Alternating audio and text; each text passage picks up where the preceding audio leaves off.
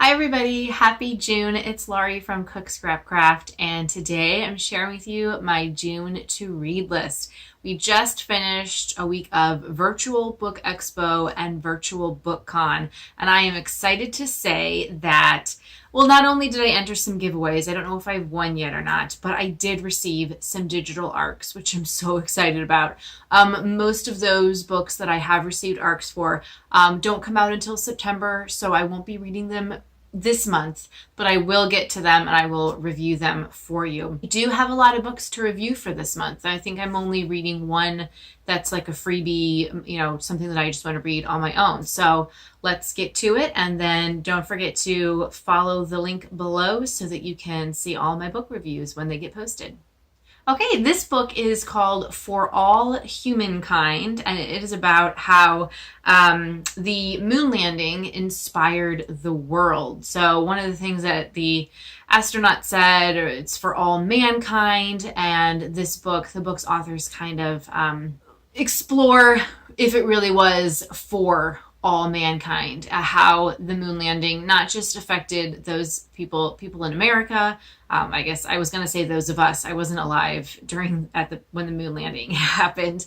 But how it affected people in America, how it affected people all over the world. So this is published by Mango and it is out now. This could be a good Father's Day gift if you have a dad who's a history buff. My own dad lived through the moon landing, so I think for him, this might bring back some memories. He was just a kid, but it might bring back some memories of his experience watching it and hearing about it. The authors are Tanya Harrison and Danny Bednar, both PhDs. I think there are like 9 or 10 different people that they interview from Canada and Mexico to Chile and Iran. So these people really, their stories span the globe. And I think that's kind of an interesting aspect to take because, when you are an American and you think about the moon landing, you're experiencing it from an American standpoint, but what was it like for the rest of the world? So these are supposed to be stories of hope and breaking barriers, which I think is really important right now. And it also just shows that putting a man on the moon really did impact all of humankind. This book I had to request a review copy of, Why We Love Star Wars. This is by Ken Napzok, who does a podcast called Force Center. I've never listened to it before, but maybe you have. Again, another Father's Day potential gift if you have a dad who's a geek dad, really likes Star Wars. Not my dad, but maybe you could save this for your mom as well. If your mom really likes Star Wars, give this to her as a gift for something. So I have read a book before about Star Wars, and for the life of me, I can't think of what it's called. I don't even know if I still have it on my bookshelf. I'm looking over there right now. So I don't know how much of the information in this book is going to be new information, especially for someone like me who's really into the movies and has watched documentaries on how they were made and etc.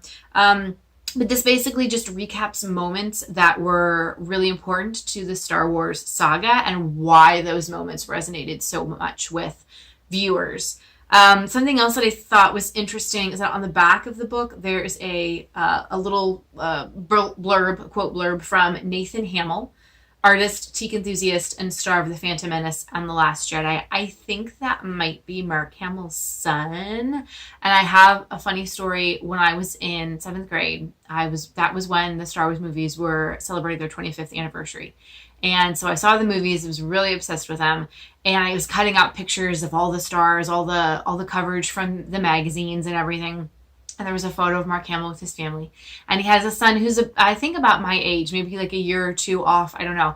And his name was Griffin. And I was like, I can't marry Mark Hamill, but I could potentially marry his son. So in 7th grade, we had to write our own obituaries, which sounds really kind of weird, but it was a creative writing prompt. So in my obituary, I wrote that I married Griffin Hamill and lived in Malibu, because that's where his family lived at the time.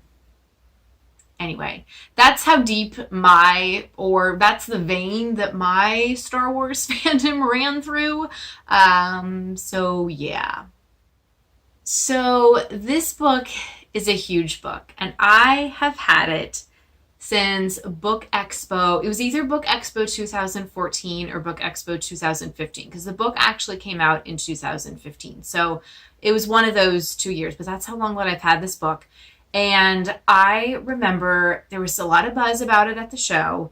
I saw other people carrying the book, and I thought the cover was like amazing. It looked really, really cool because you can see it almost reminds me of flames, and there are little bits and pieces that are cut out so you can see words through it. So it's kind of like, ooh, what's going on here? So I found a copy at the show, an advanced review copy, and I was really excited about it. And it even has a blurb from Marie Lu. I've read her Legend trilogy. It's really good. So if you're wondering what this is, it's the Illuminae Files, Book 1, from Amie Kaufman and J. Kristoff, who I have read. I just started last year their new Aurora series, which I really, really enjoy. And I remember people, when I was reading the reviews of those books, people were talking about how they actually like this series better than Aurora series. And I'm like, oh, what's Illuminae? I don't know what that is. I have the first book in my to-read pile. So anyway, I'm really behind on reading this book and the series. It's a big one, so I think it's going to take me a while to get through it. I might have to like break it up into chunks and do a chunk of it and then take a break and read another book. But I will get through this finally, and I'm really excited about it because I'm a fan of the Aurora series, which has obviously come much later than this. So it'll be fun for me to kind of go back and see how the two of these authors, got started. Another old Book Expo book is No Good Deed by Goldy Moldavsky. This came out in 2017, published by Point, which I think is a Scholastic imprint. I don't really remember much about getting this arc at Book Expo. It might have been, who knows? Sometimes you just go through that show and you're just like, I'll take it, I'll take it, I'll take it. But this author also wrote a book called Kill the Boy Band, which I love the title of that. I haven't read it, but I probably should put it on my to-read list too. So the premise of this one, let me just say first that on the back of the book, there are all these early buzz reviews that are calling it bonkers, smart, satirical, funny. One of them, The Observer, compares it to Misery, but for teens, because this is young adult. So there's a boy who goes to this camp, which is all about saving the world. It's a Save the World summer camp. And there's a competition, and they have to see who can do the most good. But in the process of competing in that manner, the bad side of people starts coming out. So you're trying to do the most good, but also the most bad is rearing its head. There's a lot of sabotage. There's like this famous girl there who the main character thinks is only there to like polish her image, and she doesn't really care about anything, or does she? I don't know. So this should be an interesting read, kind of a funny, silly thriller of a teen summer read. I also have 3 digital review copies that I get to read this month. This is False Front by Debbie Baldwin, who actually lives in St. Louis. So represent Debbie. I'm gonna review your book, fellow St. Louisan. Hey. I saw that this was available for review, and it sounded kind of interesting. I think it might be a self-published book. It's from Gatekeeper Press. It just came out in April or May, so still fairly new. It is available on Amazon, but it's about these two characters, and each one of them kind of has a double life. So they used to be friends when they were kids. Their lives are now again merging. One of them is now a journalist, but she's changed her identity in order to, kind of hide her past. And the other one, he grew up to be a womanizing businessman. But, which one of these fronts is really who these people are? And there's something with like an illegal arms deal that somehow they both are involved in it. So I think it might be kind of thrilling, kind of like a mystery. So I will keep you posted on this book when I finish reading it. I am also really excited for the Forks Over Knives Family Cookbook. This is from Alon Pulde, MD, and Matthew Lederman, MD. It's from Atria Books. It's also already out now, so check it out on Amazon. The recipes in the book are by Darshana Thacker. So this takes the Forks Over Knives book that these two MDs originally wrote, but it turns it into something that is easily accessible for your family, especially if you have young kids. There are more than 125 recipes in here. They sound and look really good. You know, I'm always a sucker for a good cookbook. You know, I'm optimistic that this could help with a picky eater, especially because the book is all about getting your kids to eat in a healthy way. It's very much a whole foods, plant-based diet approach, which is something that my family has been trying to do, especially with my husband having celiac disease and me being lactose intolerant. It starts with, even before you have a kid, how you can start implementing this while you're pregnant. So I hope I don't have to start from the very beginning again. I have a 4-year-old. I'm not doing that again. But it does take you through the steps. Pregnancy, when you have a young child, for kids who are, you know, over the age of 1, and then how to transition your family into eating this way. So I'm looking forward to checking this one out, and I will have a review of it when I'm done. And another book that I received a NetGalley ARC of is House of Dragons by Jessica Cluess. This actually came out last month. I think it came out in May. It's published by Random House. It's young adult.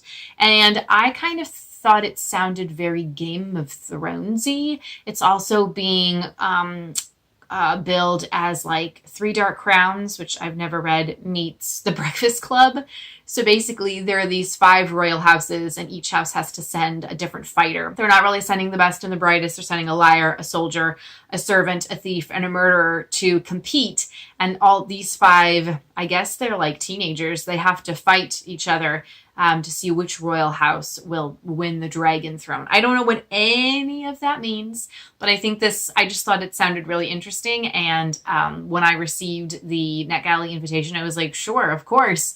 You know, you send me a NetGalley invitation, I will definitely check out the book. Yeah, this one sounded really kind of cool, and could be a good summer pick read for teens.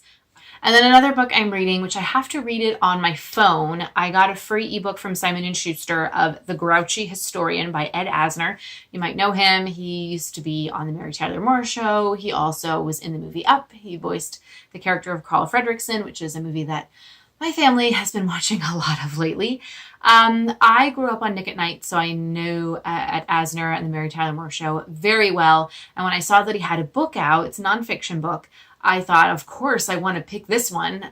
Simon & Schuster has been sending emails out to its newsletter subscribers, offering like 1 of 6 free ebooks every week. So that was one of the choices the very first week. And I was really excited to see that Ed Asner's book was on there. So I've just started reading it now, but I have to read it on my phone because you have to read it through the Glose app, Glose, and it's not compatible with the Kindle, which I think is really strange, but that's fine. So I started reading it. I like that you can keep notes in the app.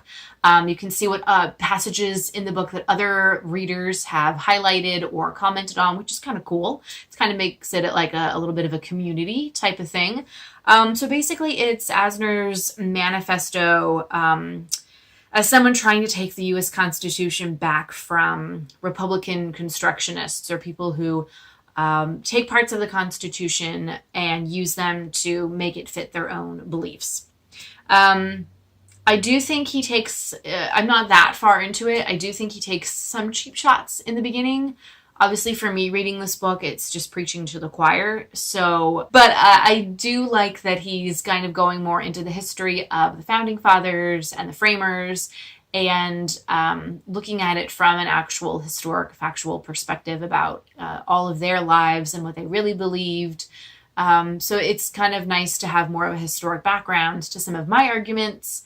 So if you find yourself in the place where I am, where you want to debate intelligently with people who think differently from you, this could be a good book to read. If you're just a fan of Ed Asner, maybe this might appeal to older fans, older readers, especially if they are familiar with him.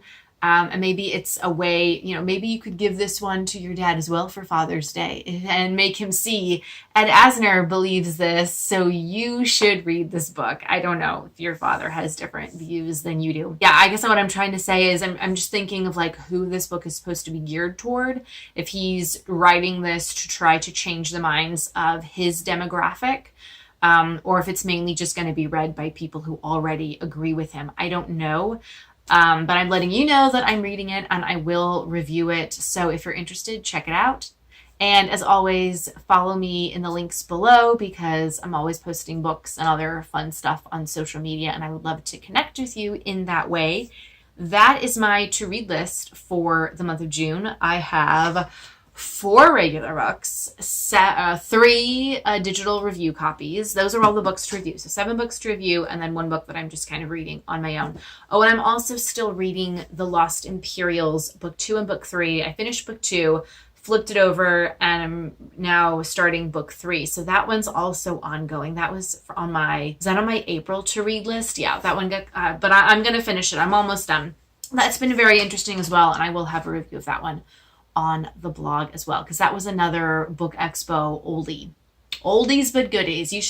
I'm actually making a lot of progress in my physical to be read pile, but I know that now with Book Expo and BookCon having happened, there might be some more books coming in that are going to push those older ones to the side. So that's just how it goes. But it is kind of cool to be getting the digital copies. As much as I love holding like a physical book in my hand, especially smelling them, the digital copies are making it really, really nice for my bookshelf. They're not overcrowding it. I don't have to worry about, like, I have to make room for this, so I have to get rid of something else. So I don't know. I'm kind of going back and forth right now between liking the ebooks and not liking them. I don't know. I like them because at least I still get to read books right now, but I still really do like having a physical book in my hand. So anyway, and speaking of BookCon Book Expo, you can watch all of the videos from the panels for free on the Book Expo and BookCon Facebook pages. So definitely check those out because it's so cool to hear the authors talk about their books and other topics. It really makes you want to read their books even more. So that's my little message for you there before I sign off and say happy reading.